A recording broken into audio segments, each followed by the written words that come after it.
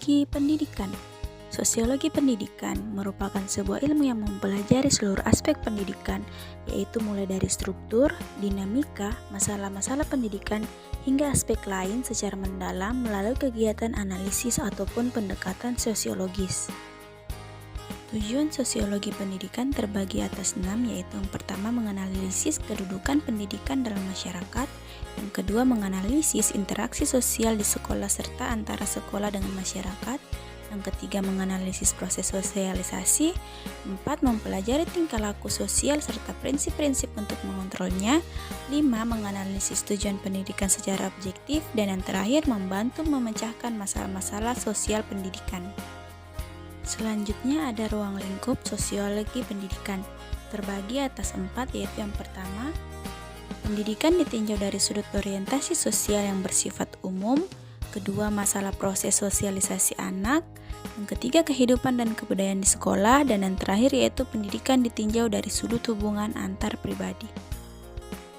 Tahukah kalian, fungsi sosiologi itu terbagi atas berapa bagian? Ya, betul.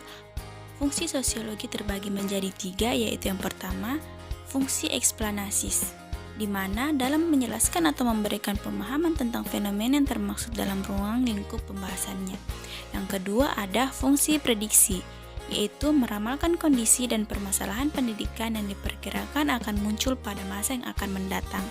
Dan yang terakhir yaitu fungsi utilisasi, di mana menangani permasalahan-permasalahan yang dialami dalam kehidupan masyarakat, yaitu seperti masalah lapangan kerja, pengangguran, konflik sosial, kerusakan lingkungan, dan lain-lain yang memerlukan dukungan pendidikan, dan masalah penyelenggaraan pendidikannya itu sendiri.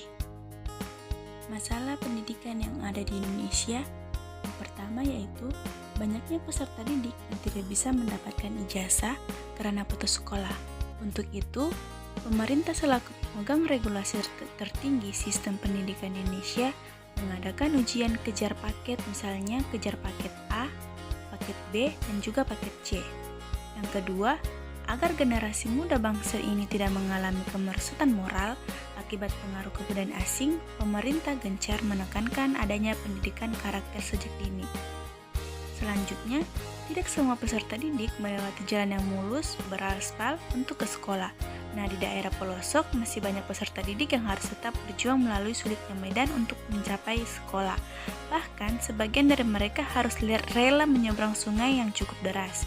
Nah, yang terakhir yaitu pemerintah sudah menyediakan beragam beasiswa bagi peserta didik yang kurang mampu, peserta didik yang berprestasi, dan juga sebagainya. Nah, beasiswa tersebut merupakan bagian dari upaya pemerintah untuk mengatasi problematika finansial untuk kerap terjadi di lingkungan sekolah. Nah, sosiologi pendidikan itu sendiri merupakan ilmu yang mempelajari interaksi sosial dalam konteks pendidikan.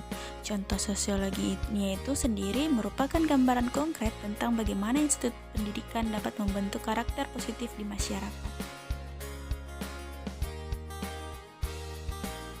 Thank you semuanya.